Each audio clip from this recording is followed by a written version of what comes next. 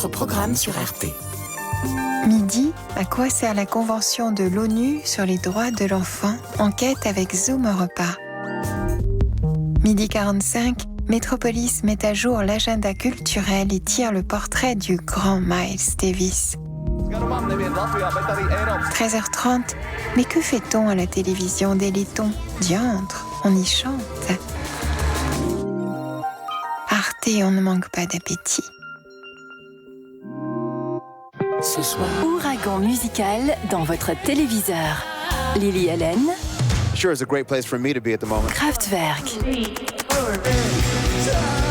Nick Cave, Ben Harper.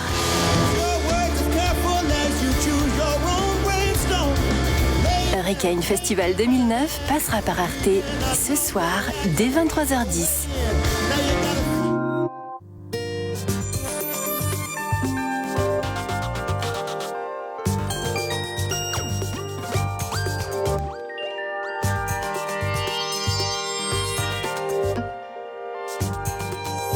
Bonsoir à tous. Au sommaire cette semaine, 20 ans après la chute du mur de Berlin, il reste des morceaux de rideau de fer en Europe. Reportage dans une université biélorusse installée en Lituanie.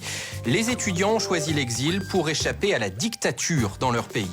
Le dossier de la semaine sera consacré au travail des enfants et l'Europe n'est pas exempte de tout reproche. D'abord, comment être sûr que ce que nous consommons n'a pas été fabriqué par des enfants loin de chez nous? Il existe désormais des labels. Nous irons ensuite en Italie. Les mineurs sans papier sont exploités par des patrons sans scrupules. C'est pourtant possible d'éradiquer le travail des enfants. C'est ce qui a été fait au Portugal. Les malheurs des nantis. En Norvège, des communes très riches, grâce à l'argent du pétrole, ont investi dans des placements à risque avant la crise. Aujourd'hui, elles sont sur la paille. Lors des 20 ans de la chute du mur de Berlin, vous avez certainement entendu parler de cette nostalgie que certains habitants de l'Est éprouvent pour la période d'avant 89. En Biélorussie, pas une once d'ostalgie et pour cause, la dictature à la mode soviétique existe toujours. Comment y échapper? Nous allons dans une université biélorusse, mais en exil. Fermée par les autorités, elle s'est installée dans le pays voisin, la Lituanie.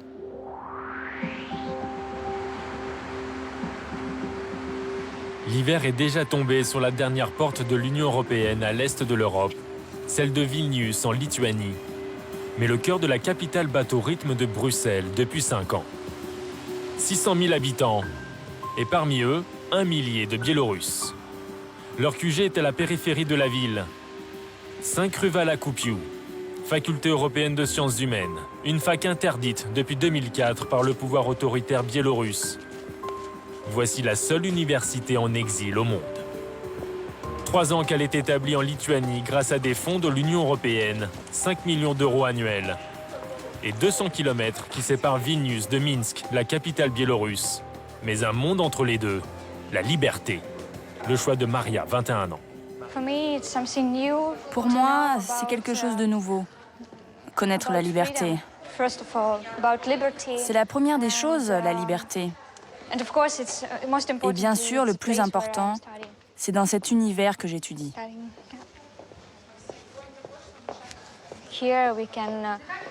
Ici, on peut réfléchir à ce que l'on fait. D'abord, on a le droit de penser. C'est le principal. On a le droit de critiquer ce qu'on n'aime pas. Y compris la ligne officielle, le gouvernement. Aujourd'hui, c'est jour de rentrée pour ces premières années de master. Les recteurs sont là pour souhaiter la bienvenue à l'Ouest, en liberté surveillée. Vous avez pu noter que je porte un microphone et vos applaudissements chaleureux seront enregistrés et transmis à qui de droit. Mieux vaut en jouer, mais ici tout le monde le sait. À 200 km, le KGB n'est pas loin. Les services de renseignement biélorusses portent toujours le même nom que sous l'URSS. À entendre les directeurs, entrer à la fac biélorusse de Vilnius, c'est entrer en résistance. Nous sommes tous les témoins de ces illusions qui ont grandi dans notre pays, la Biélorussie, au début des années 90, quand il s'agissait de l'indépendance et de se dégager du passé totalitaire. Ces illusions nous paralysent et empêchent de transformer cette société post-totalitaire. Ce passé dictatorial est toujours le quotidien de la Biélorussie, incarné par le président Loukachenko. Pouvoir fort, culte de la personnalité et répression. Un théâtre d'ombre post-soviétique dans lequel les réformes n'ont pas leur place. Et la critique non plus, au risque d'être qualifié de terroriste, même à distance. Retour à Vilnius en cours d'analyse des médias. Le cas pratique en ce jour de rentrée, c'est ce reportage de la télévision publique biélorusse sur leur faculté. Il tourne en boucle sur Internet. Ce sont nos images que nous avions filmées et qu'ils ont détournées. Как разрушать государственные институты власти, как воздействовать на электорат через интернет и листовки, как спровоцировать задержание милицией, чтобы затем трубить о нарушении прав человека. Но самое главное – готовиться к протестам против якобы незаконных выборов. Ведущие семинара пообещали, что в случае слабой шумихи все иностранные спонсоры прекратят финансовую помощь. Et n'oubliez pas que c'est aussi diffusé pour que nous sachions que nous sommes surveillés. Les gens qui ont regardé ce reportage à la télévision biélorusse, ils commencent à penser que c'est une université qui est toujours dans le milieu politique, qui s'occupe beaucoup plus des questions politiques que des questions de l'éducation. On doit être très vigilant par rapport à la politique et par rapport au champ politique, mais d'autre part, comme les intellectuels, nous devrons être toujours à la distance correcte. La distance par la connaissance. Cours de droit, sciences politiques, médias, commerce international, chaque discipline offre la comparaison entre les différents systèmes politiques et économiques en Europe, pour l'émergence d'une élite intellectuelle biélorusse. Les gens qui ont appris comment fonctionnent les systèmes, comment fonctionnent les régimes politiques, sont sans doute plus importants à des moments cruciaux de changement de société que de simples militants politiques. Je ne forme pas des activistes, mais je prépare des gens à savoir penser, évaluer et produire leur propre jugement sur les événements en Biélorussie. Mais pour quel avenir ? Aujourd'hui, les étudiants de Vilnius traversent le hall devant les affiches rappelant le joug communiste. Pourtant, 80% d'entre eux rêvent de revenir à Minsk une fois le diplôme en poche. Pas question de fuite des cerveaux. Là-bas, ils veulent tout reconstruire. En Biélorussie, on pourrait être les premiers à inventer des choses. Je veux dire, à faire quelque chose de nouveau, à créer de nouvelles entreprises, des nouveaux systèmes de communication. Oui, bien sûr, on pourra travailler dans le privé.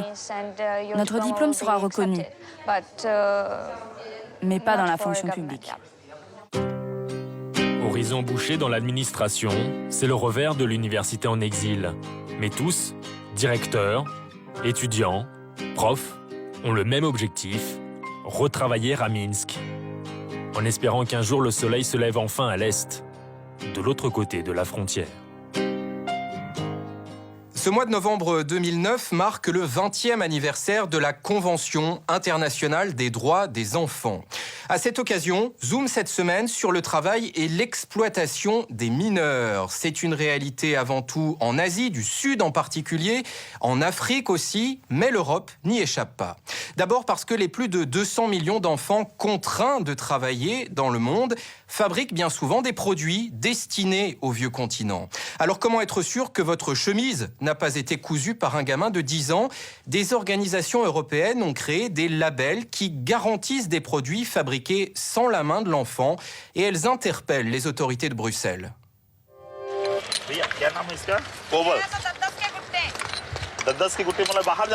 Ils ont 8, 10, 14 ans tout au plus et triment déjà comme des forçats. Ces enfants forment les 2/3 des travailleurs dans les carrières de pierre en Inde. Comme Benjamin Puter s'y rend pour la première fois en 2001, il est ulcéré. J'y suis allé un jour sans prévenir, et dans toutes les carrières où je passais, j'ai vu des enfants travailler. Mais à chaque fois que je m'annonçais, il n'y en avait plus un seul. Ça veut dire que les gens savent très bien que c'est interdit.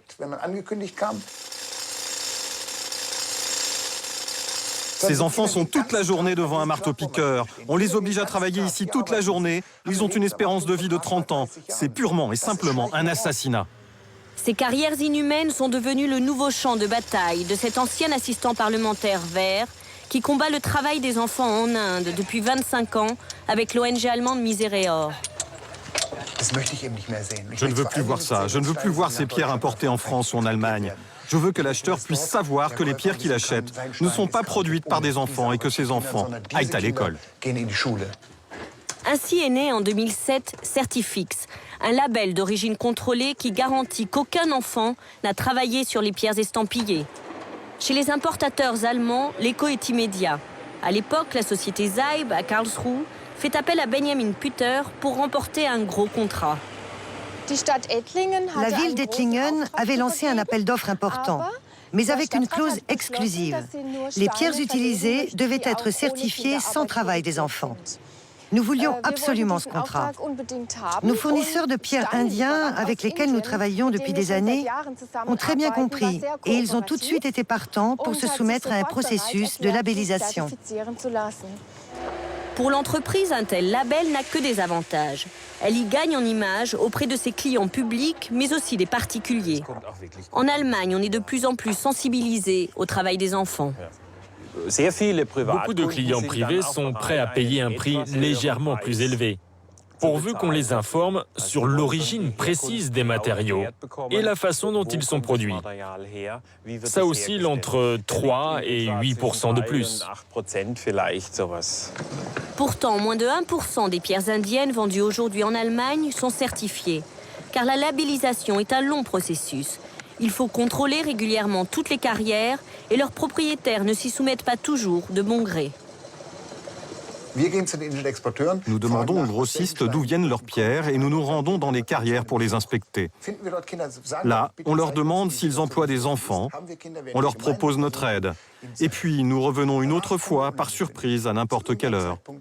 Et là, s'il y a encore des enfants, nous posons un ultimatum aux employeurs.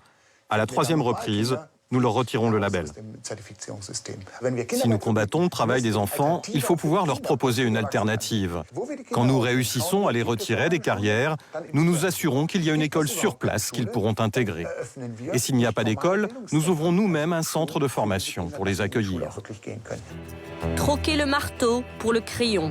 De grands groupes européens, comme ici l'allemand Bayer, affirment eux aussi lutter contre le travail des enfants à grand renfort de communication sur leur site.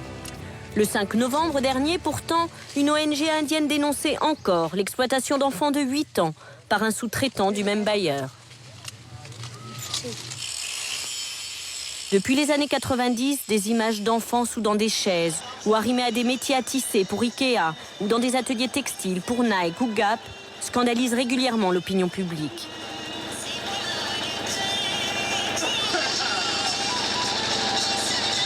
Les groupes en rejettent le plus souvent la responsabilité sur leurs sous-traitants et les États européens refusent de s'immiscer.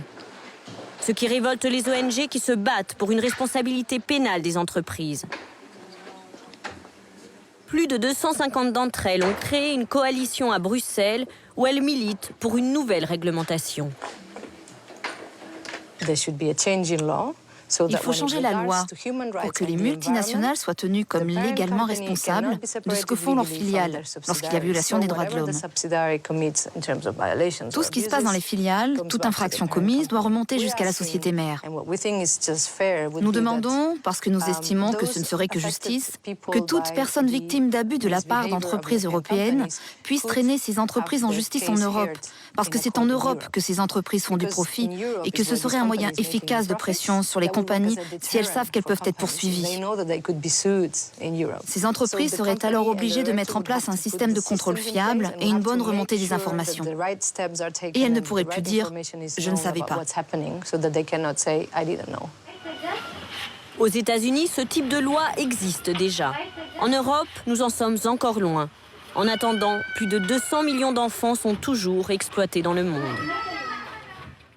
Dans ce reportage, les enfants exploités vivaient très loin de chez nous, mais il y en a aussi sur le vieux continent. La règle générale en Europe, c'est que le travail est interdit avant 16 ans, à quelques exceptions près.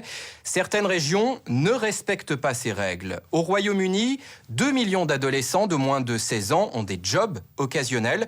Mais dans un cas sur 4, il s'agit de travail illégal et même d'exploitation. En Italie, autre phénomène, ce sont les mineurs clandestins qui sont exploités.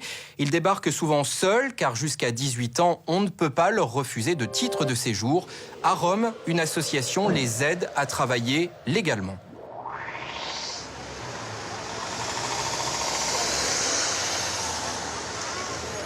Assim, dans la foule des touristes à Rome. Venir ici, il en rêvait. Il allait enfin trouver du travail. Il est arrivé d'Égypte tout seul en 2008, après un périple éprouvant. Il avait tout juste 17 ans. Je suis arrivé jusqu'à Lampedusa sur une barque. 15 mètres de long, 250 personnes dessus. 38 heures sur la mer libyenne. Avec le bruit du moteur, tout le monde malade. Rien à manger, impossible de dormir. Rien. Ensuite, on nous a emmenés, les 30 mineurs que nous étions, dans une sorte de grande maison. J'y suis resté 24 heures. Puis on s'est tous enfuis. Arrivé à Rome, il est allé directement au marché de gros à la périphérie de la ville. C'est le filon des petits Égyptiens pour trouver du travail. À l'ouverture du marché, le matin, il y a une centaine de personnes. Ils sautent par-dessus une barrière parce qu'ils sont mineurs, ils n'ont pas le droit de faire ce travail. Les plus petits ont 14 ans. Assim a pris ces photos pour nous. Leur travail là-bas, c'est transporter toute la journée des palettes de 10 à 30 kilos chacune. Nous sommes au Zero, un centre d'accueil de jour pour jeunes migrants. Les responsables, Laura et Vito, découvrent avec nous ces photos. Lui, il m'a dit « Assim, tu me donnes un coup de main, tu m'aides à porter cette palette » parce qu'il était fatigué. Il a mal au dos, je l'ai aidé à porter une palette, celle-ci. Tu l'as portée, toi? Oui, et il a dit « Oh, j'ai mal ». Je lui ai dit « Attends, ne bouge pas ». Et clic, j'ai fait la photo. Celui-là, il était énervé, il a jeté sa veste parce qu'il était très fatigué.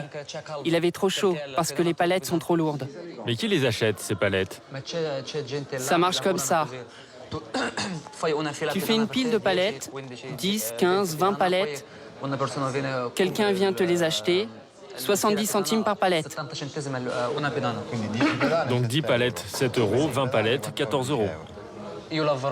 J'y ai travaillé 7 mois. Quand tu travailles bien, tu peux gagner 40, 50 euros. Mais aussi bien le lendemain, tu ne gagnes rien, pas un centime. Je suis parfois sorti comme je suis rentré, sans rien. Dans ce type de travail, les jeunes ne pensent pas qu'ils sont exploités. Ils se disent juste que c'est l'occasion, et peut-être la seule, de gagner 15 euros dans la journée. De quoi acheter une carte de téléphone pour appeler la maison et envoyer de l'argent au pays.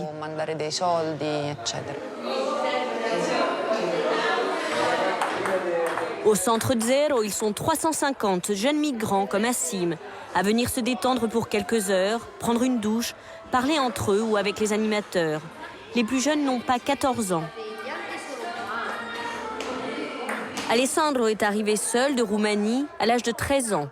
Il en a aujourd'hui 18. Quand je suis arrivé, j'ai travaillé 5-6 mois comme maçon, manœuvre. J'envoyais de l'argent en Roumanie et je me payais mon logement. Personne ne savait que j'avais 13 ans. Je travaillais du matin au soir, 8-9 heures, parfois plus. Ici, tu peux travailler même si tu es mineur. Tout le monde est prêt à t'embaucher. Comme tu es mineur, ils ne te font pas de contrat. Et s'ils ne te payent pas, tu ne peux rien y faire, puisque tu es un enfant. Ils te payent un peu, ils te donnent même pas 5% de ce qu'ils te doivent. Les 95% restants, ils se les mettent dans la poche. Ils se fichent pas mal du pays d'où tu viens, pourvu que tu leur fasses gagner de l'argent. C'est tout ce qui compte pour eux, gagner de l'argent. En Italie, le problème majeur, c'est l'absence de contrôle. De toute évidence, les employeurs en profitent. Ils savent très bien qu'ils ne seront pas contrôlés. Du coup, ils se permettent d'embaucher des mineurs au noir, avec l'esprit tranquille. Les rares fois où il y a des inspections du travail, par les forces de l'ordre par exemple, c'est toujours l'adolescent qui se sent pris en faute. Du coup, il s'enfuit, il se jette dans les escaliers et il essaie de se cacher. Laura Laggi se bat depuis 5 ans pour arriver à sortir ces petits migrants du cauchemar du travail au noir. Mais les approcher reste extrêmement difficile, d'autant qu'il fuit les propositions d'insertion des services sociaux. Il propose à ces jeunes, quand il les trouve, d'aller à l'école 5 heures par jour, ou bien de suivre un cours de formation pendant 2 ans. Mais c'est impossible pour eux de concilier ça avec l'obligation de travailler pour vivre et pour entretenir leur famille. On comprend du coup pourquoi on perd une grande partie de ces adolescents, pourquoi ils restent terrés dans l'ombre et ne se font jamais connaître des services sociaux. Pour arriver à sortir ces adolescents de leur isolement, Laura Laggi a eu l'idée d'envoyer les plus grands, Assim, Alessandro et d'autres, à leur rencontre. Un projet qui va durer plusieurs mois. Ce matin, petite réunion de préparation avant de partir sur le terrain. Quand vous parlerez avec eux et que vous leur poserez des questions, les problèmes qu'ils ont, comment ils en sont arrivés là, à vivre dans la rue, il faut leur donner l'assurance qu'aucun de nous ne dira où ils sont, ne dira leur nom et prénom, et que leur histoire restera entre nous, que personne ne viendra les chercher de force, c'est compris? Allez, tu peux lire s'il te plaît? Bonjour. Comment tu t'appelles? D'où viens-tu? En participant à ce projet, ces jeunes ont tout à gagner. L'association les déclare et leur verse 4 € de l'heure. Un premier pas pour l'obtention de papiers. Quand je suis ici à discuter avec Laura et les autres, j'apprends à mieux parler italien. Je m'entraîne.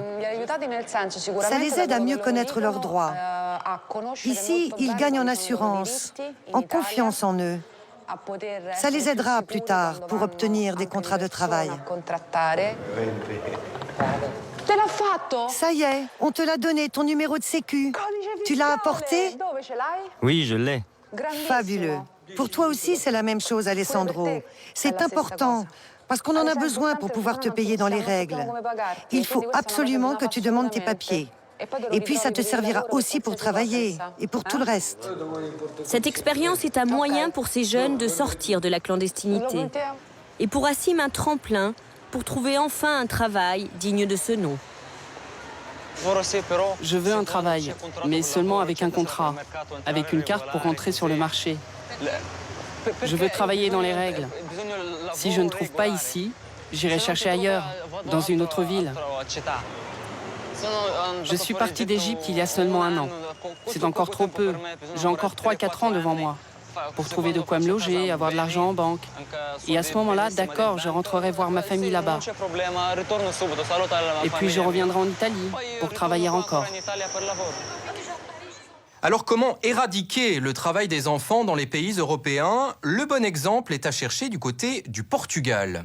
Il y a 10 ans encore, près de 50 000 enfants de 11 à 15 ans travaillaient tous les jours dans le pays, à tel point qu'une ONG avait déposé plainte auprès du Conseil de l'Europe. Le Portugal s'est alors lancé dans un programme de contrôle, de sanctions et de scolarisation des enfants, et c'est un vrai succès. Le jeune homme aux commandes de cette barque de pêcheurs n'a que 17 ans. Mais il a commencé à travailler beaucoup plus jeune avec son père. Une situation assez courante au Portugal, il n'y a encore pas si longtemps. J'ai commencé à travailler vers l'âge de 7 ans. Mais à cause de l'école, je ne pouvais pas travailler tous les jours. 7 ans, oui, je sais bien, c'est jeune. Mais vous savez, à cet âge-là, on peut avoir de mauvaises fréquentations. Alors, moi, je préférais qu'il reste à mes côtés, sur le bateau. À cet âge-là, mon père était déjà en mer. Et moi aussi, j'avais déjà commencé à travailler.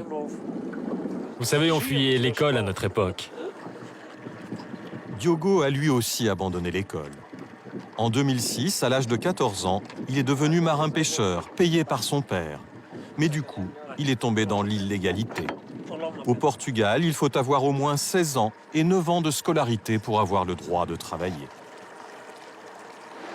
En 1998, ils étaient comme lui 48 000 enfants, de 6 à 15 ans, à travailler illégalement, exploités dans des secteurs aussi difficiles que l'agriculture, l'industrie ou le bâtiment. Un scandale dénoncé par la Commission internationale des juristes qui a porté plainte auprès du Conseil de l'Europe. Fatima Matoche fait partie de ceux qui ont été chargés dès 1998 de lutter contre le travail des enfants dans leur pays. Cette plainte a joué un rôle très important. C'est vrai, il faut le reconnaître. Ça a ébranlé la société et ça nous a obligés à réagir.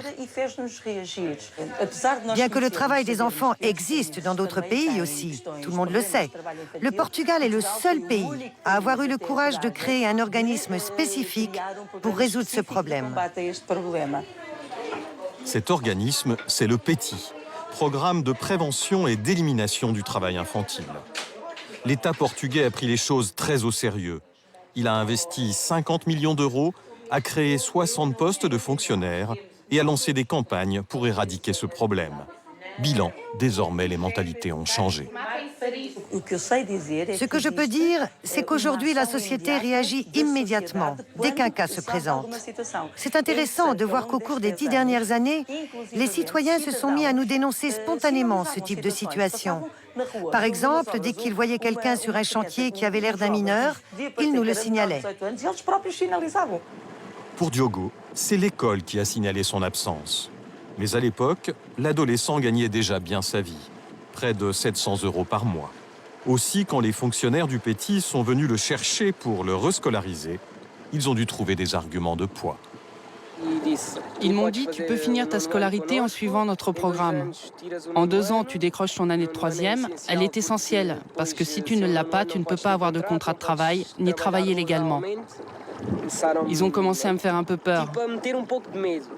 En suivant cette scolarité, j'ai réussi à avoir ce document. Ce document, c'est sa licence de marin-pêcheur professionnel. Diogo en est très fier.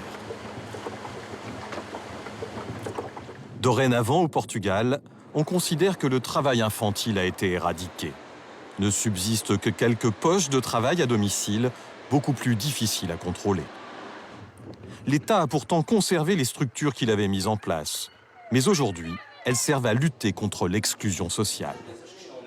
Dans cette classe, un programme spécifique piloté par les ministères du Travail et de l'Éducation sert à rescolariser des enfants de 15 à 18 ans en situation d'échec.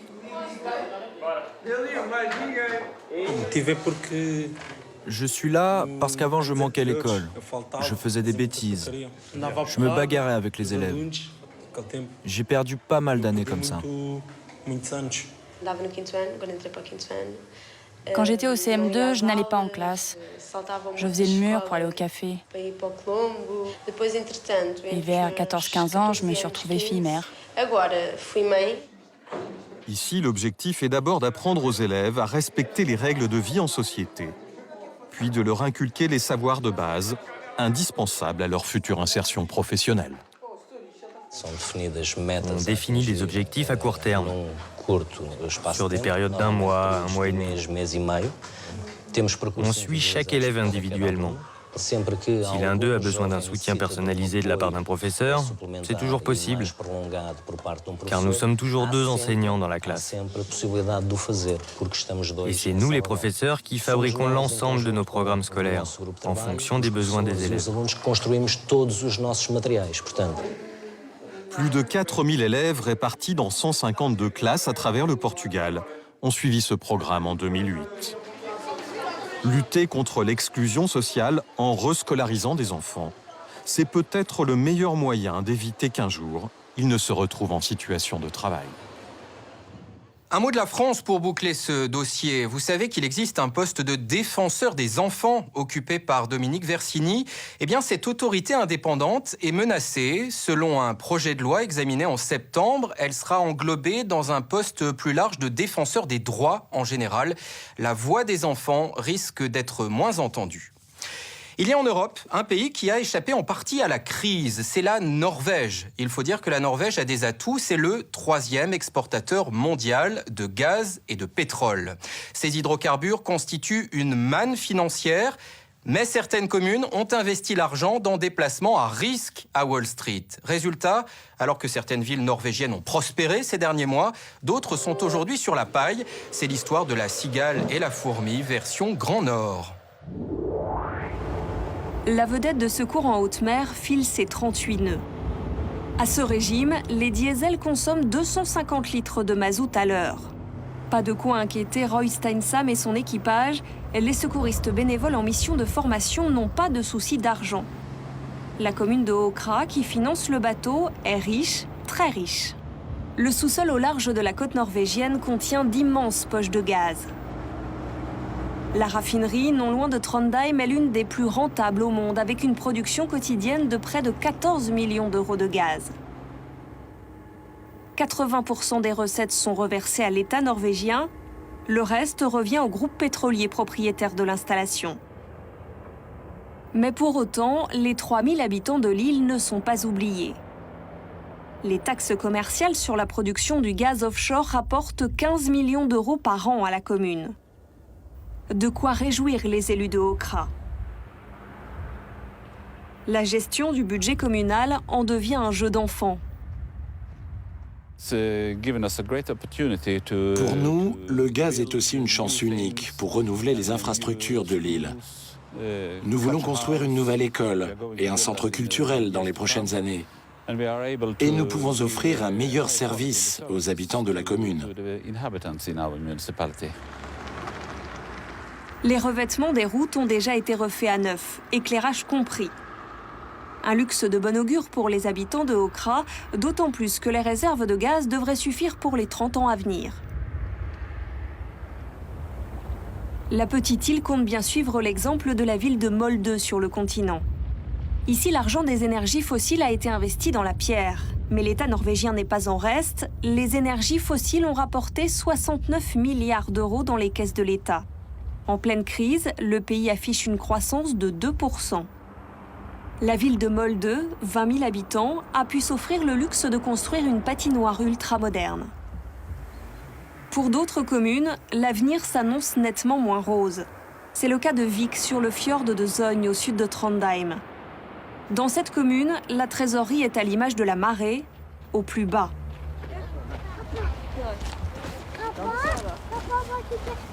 Pour l'instant, la famille Bech n'est pas trop touchée par la disette communale. D'origine danoise, Thomas a choisi de vivre dans le pays natal de sa femme. Architecte de métier, il gagne 40% de plus qu'avant. Malgré le coût de la vie plus important, son pouvoir d'achat a sensiblement augmenté. Cette famille n'a pas à se plaindre. C'est pour cela peut-être qu'ils défendent les élus locaux qui ont joué gros avec l'argent de la commune. La perte de l'argent de la commune nous a mis en colère au début, évidemment. Mais la crise financière s'est très rapidement généralisée. Même les grands génies de la finance ont perdu des sommes colossales. Je ne trouve pas que nos élus aient commis une faute. Ils ont été mal conseillés par des banquiers peu scrupuleux. Ces derniers avaient conseillé à la commune de contracter un prêt de 12 millions d'euros financé par les recettes de la centrale hydroélectrique. Placé sur des produits financiers, l'argent du prêt devait assurer à la commune une rente confortable. Mais la crise est passée par là, les as de la finance ont mis la clé sous la porte et la nouvelle maire se retrouve face à une montagne de dettes. Nous n'avons plus les moyens de chauffer l'eau de la piscine communale. Nous avons dû fermer une école et une maison de retraite. Et nous ne pouvons même plus entretenir les routes de la commune comme il le faudrait. Les routes sont un peu le talon d'Achille dans cette région entrecoupée par de nombreux fjords. Un vrai casse-tête pour les chefs d'entreprise comme Jorunn Astrid Rørvik, patronne de cette usine. Elle redoute le départ de ses ouvriers. Si la crise se prolonge à Vik, ils pourraient quitter la région. Faute de main-d'œuvre, ces machines seraient alors à l'arrêt. Notre commune peut continuer à assurer les services essentiels. Pour l'instant, tous les enfants sont accueillis à l'école maternelle et nous pouvons nous passer de piscine pendant quelques années. Mais dans l'industrie, les transports et donc les routes sont essentiels. J'imagine que le projet de construction d'une route praticable toute l'année sera bloqué.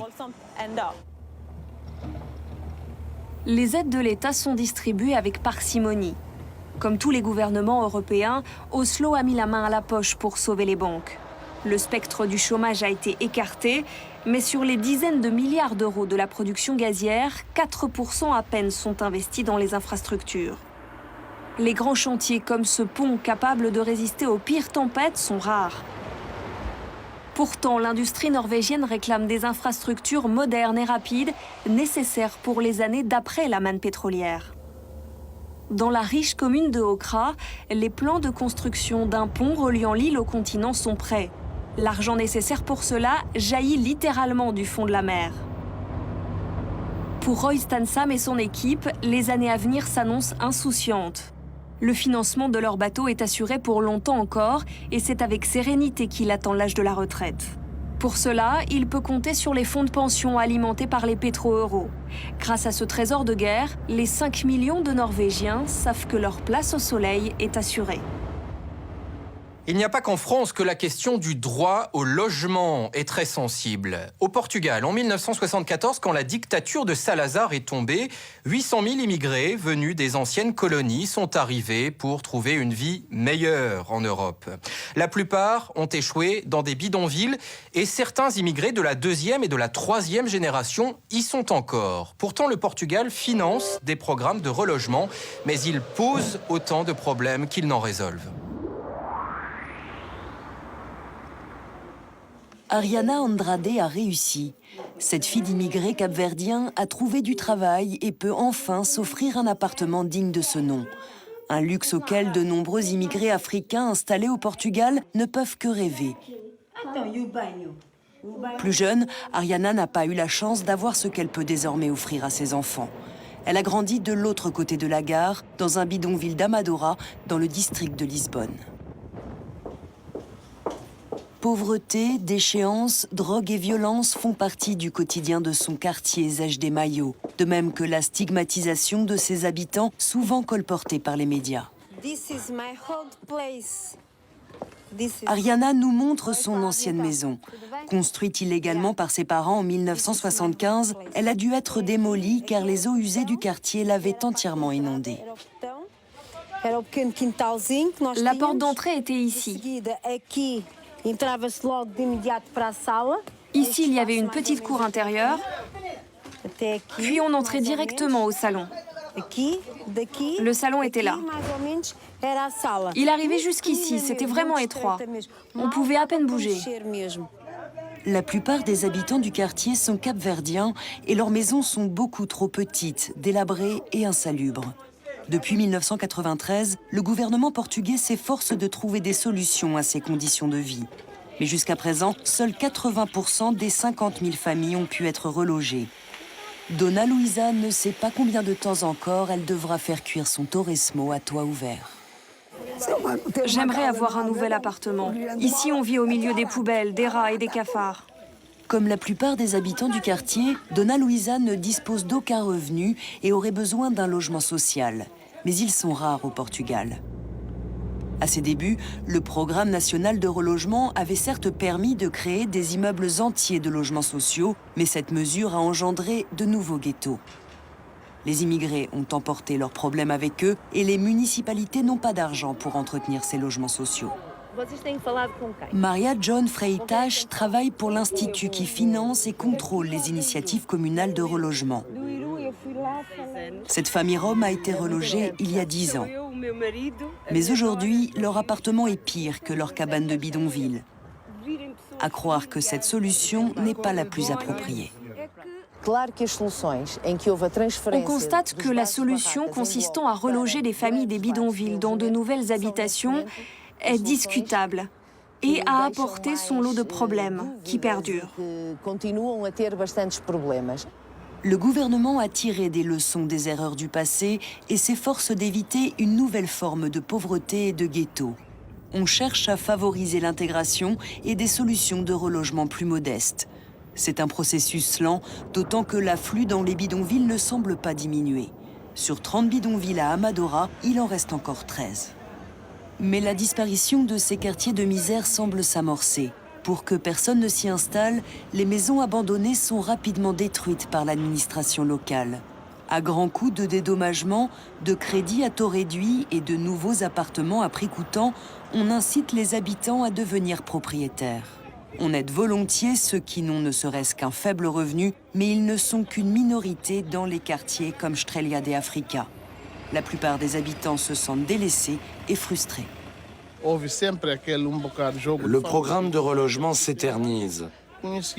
En plus, j'ai le sentiment que certaines personnes sont favorisées. Les autres, pour la plupart, doivent attendre indéfiniment, sans que rien ne se passe. L'objectif de la politique de relogement n'est pas de construire des logements sociaux, mais d'inciter à l'acquisition de biens immobiliers. Si on encourage les gens à devenir propriétaires, c'est finalement pour qu'ils accèdent à cette indépendance qu'Ariana Andrade, elle, a d'ores et déjà acquise. Mais c'est un cercle vicieux car les immigrés africains souffrent toujours de discrimination sur le marché de l'emploi. Voilà pourquoi le programme ne fait pas l'unanimité dans le quartier Zej de Mayo. Certains ont pu se construire une maison comme celle-ci au cœur du bidonville. Mais souvent, cela n'est possible que parce qu'il n'y a pas de loyer à payer, puisque les maisons du bidonville sont construites en toute illégalité. Beaucoup de gens ont peur de perdre un confort certes modeste, mais durement acquis, si un jour il leur faut verser un loyer ou rembourser un crédit. Tous ici savent que le quartier sera rasé un jour. Beaucoup d'entre eux s'efforcent malgré tout de vivre dans des conditions décentes et n'aspirent qu'au bien-être, comme tout le monde.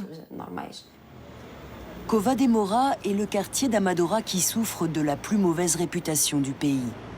Considéré comme un quartier extrêmement violent, avec un taux de criminalité très élevé lié à la drogue, le quartier se bat avec fermeté contre sa démolition.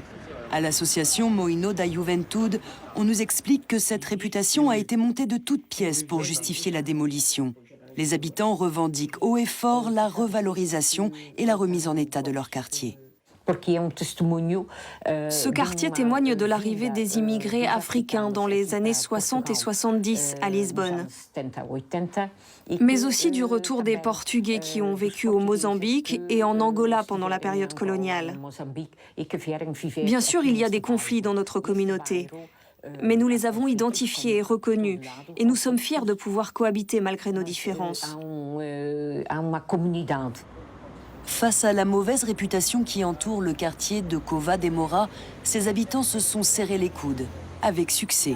Depuis 2005, une loi a été promulguée interdisant sa démolition. Pour ce qui est des travaux, personne ne sait quand ils débuteront. D'ici 2015, on espère avoir résolu le problème des bidonvilles. Mais il faudra encore reloger des milliers d'immigrés. Combien précisément, personne ne saurait le dire. Allez, après tous ces sujets très sérieux, une petite dose de kitsch pour terminer cette émission. C'est la photo-jeu de la semaine pour gagner des cadeaux Arte. La voici. Le Saint-Bernard s'appelle Otto. Nous sommes en Allemagne. Le prélat, à ses côtés, vient de le bénir pour lui donner la force de sauver des vies. Ce prêtre est un proche du pape et même un très proche. De qui s'agit-il ? À vous de nous le dire sur arte.tv. Et puis deux précisions à propos de la photo de la semaine dernière. Que faisait ce monsieur ? Il inaugurait une Vespasienne en donnant de sa personne.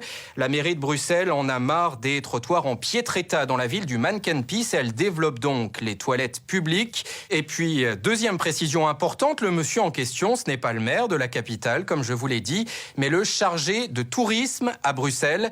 Merci à la téléspectatrice qui nous a signalé ce qu'il faut bien appeler une bourde. Zoom Europa, c'est fini pour aujourd'hui. Vous pouvez revoir cette émission sur Internet pendant 7 jours, arte.tv, ou bien sur le câble, la TNT et le satellite. Ça, c'est le samedi à midi. La semaine prochaine, dossier sur les homosexuels en Europe. En France, une décision de justice a relancé le débat sur l'homoparentalité. Cette décision a autorisé l'adoption par un couple de lesbiennes. Où en est le débat dans les autres pays européens ? Je vous retrouve avec grand plaisir mercredi prochain en deuxième partie de soirée sur Arte. Dans un instant, au programme de Métropolis, entre autres réjouissances culturelles, Miles Davis ou encore la bibliothèque de Sarajevo. Si on bougeait pour les fêtes cette année, On pourrait aller à Naples, écouter la Bartoli, passer un week-end jazz à Montréal, réveillonner à Cuba, ou voir Grace Jones à Bâle. Sinon, il y a aussi l'option famille. Oui,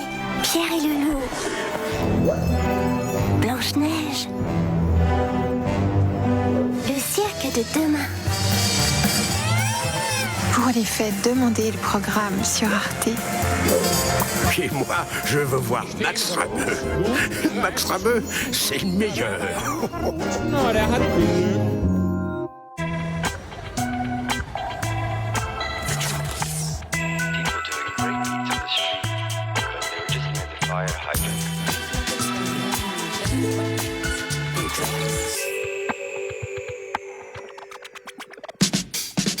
Commencez cette émission par un emballement irrépressible pour In the Loop, excellent film anglais qui nous plonge dans le monde délicieux de la communication politique. In the Loop, c'est donc le choix cinéma de Metropolis cette semaine. La retouche photo fait parler d'elle à l'occasion d'une proposition de loi et nous posons cette question toute simple. Marilyn non retouchée, est-ce que ça passerait aujourd'hui ? On revient sur l'écriture d'un homme qui a changé l'histoire du théâtre. Il s'appelait Bernard-Marie Coltès. Il est mort il y a 20 ans et on tenait à participer à l'hommage. Métropolis, c'est aussi le regard d'Hector Obalk sur des peintres italiens du XVIe siècle. C'est le son d'un des musiciens les plus importants du XXe. Et c'est une visite de la bibliothèque de Sarajevo aujourd'hui. Cette pastille vous invite à en savoir plus sur notre site à l'adresse arte.tv parce que pour nous, il n'y a pas que la télé dans la vie. Bienvenue, c'est Métropolis. Let's go. Follow me. Suivre Bedita Islamovic dans les ruines de la bibliothèque de Sarajevo. Bedita venait ici petite fille et elle raconte qu'elle pénétrait là comme une princesse entrant dans son château. Bedita Islamovic continue de faire fonctionner cette bibliothèque ailleurs dans la ville. Ça fait 30 ans qu'elle y consacre sa vie. Vous faire visiter aujourd'hui la bibliothèque de Sarajevo, c'est comme une clé pour entrer dans la ville et dans l'histoire d'un pays.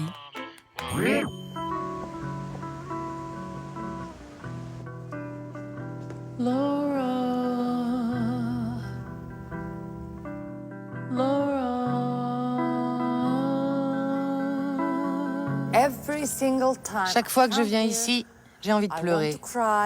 Parce que je sais à quoi ça ressemblait avant. La Viechnitsa, c'est le nom de ce bâtiment du 19e, l'un des plus beaux de Sarajevo. Après la Seconde Guerre mondiale, il devient la Bibliothèque nationale yougoslave. Dans la plus pure tradition socialiste, c'était un lieu de culture ouvert à tous, avec aussi des concerts ou des expositions. En 1992, la Viechnitsa est bombardée par les forces serbes. Dans la nuit du 25 au 26 août 1992, des grenades au phosphore ont été tirées depuis les collines en face et autour de Sarajevo, dans le but unique de tout incendier ici. Près de 2 millions de livres, de cartes, de vieux manuscrits sont détruits en quelques heures seulement, malgré la mobilisation des habitants.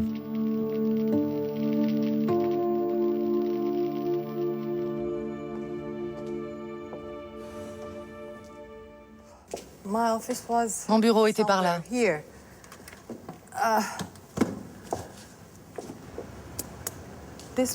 Là, c'était ma fenêtre. Quand on reconstruit un pays, la culture n'est pas la priorité. La culture, c'est quelque chose dont on dit « ça peut attendre ». Mais 15 ans après la fin de la guerre, nous sommes toujours dans un bâtiment en ruine.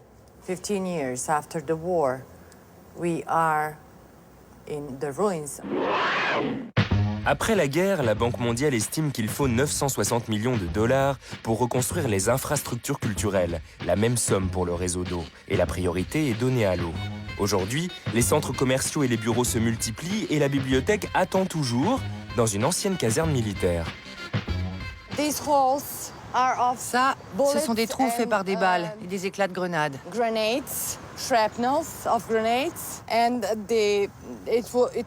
C'est dangereux de traverser cette zone, parce qu'il peut encore y avoir des mines antipersonnelles. 17 ans après la guerre.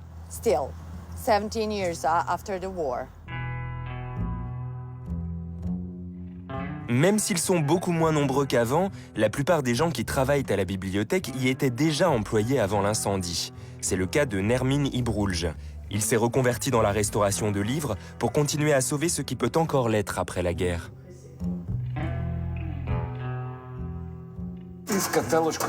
Voilà ce qui reste du classement de référence des livres.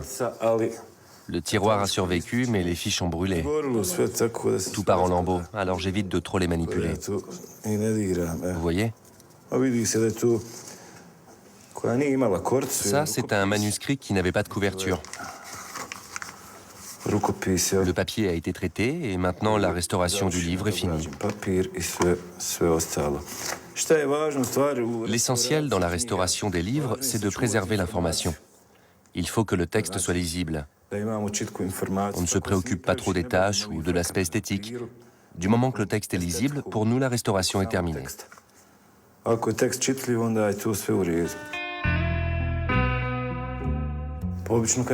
on me demande combien de temps il me faudrait pour restaurer tout ça, je dis environ 5. Et tout le monde pense 5 ans, mais moi je parle de 5 vies. Il me faudrait 5 vies pour restaurer tout ça. Peu de temps avant le bombardement, qui était pressenti, les livres les plus anciens ont été mis à l'abri. Aujourd'hui, ils sont dans une salle spéciale, interdite au public.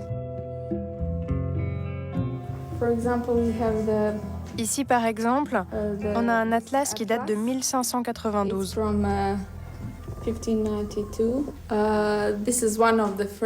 C'est une des premières fois où la Bosnie apparaît sur une carte. La bibliothèque compte maintenant 500 000 livres. La plupart proviennent de dons d'associations, d'organisations internationales ou de pays étrangers comme l'Autriche ou l'Égypte et même la Serbie. Et si 90% de la population en Bosnie est musulmane, pas question de faire une différence en fonction de l'origine ou de la confession des auteurs. Il y a une différence entre bosniaque et bosnien. Bosniaque désigne uniquement les musulmans, tandis que bosnien s'applique à tous les citoyens de Bosnie-Herzégovine. On n'a pas de préférence particulière entre les auteurs bosniaques, serbes ou croates. On aime les écrivains de toute la Bosnie-Herzégovine, quelle que soit leur langue. Serbe, croate ou bosnienne.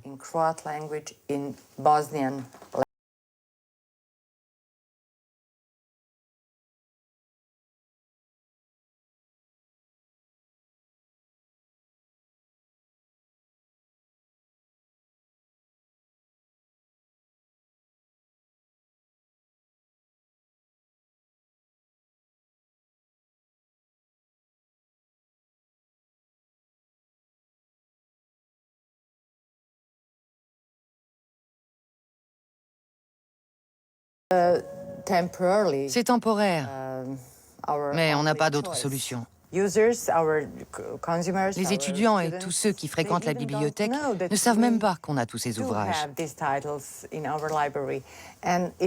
C'est vraiment dommage.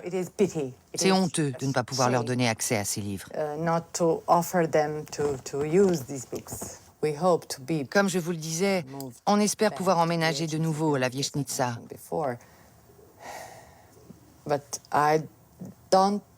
Mais je doute que ça se produise, disons, de mon vivant.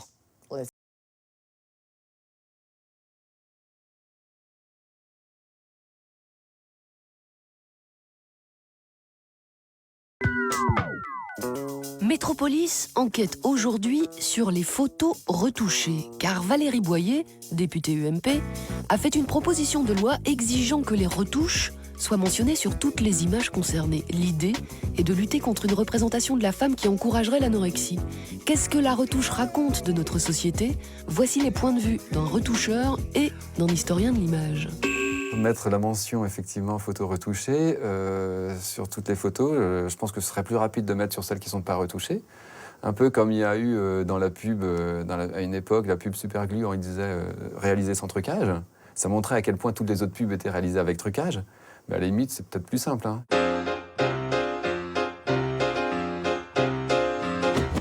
Si on veut agir pour le bien des jeunes filles anorexiques, c'est pas juste la photo retouchée qu'il faut changer. Il faut agir sur l'ensemble de notre culture visuelle, hein, qui place effectivement la beauté physique très au-dessus d'un certain nombre d'autres valeurs. Et le fait de savoir si c'est une photo retouchée ou pas est franchement très secondaire.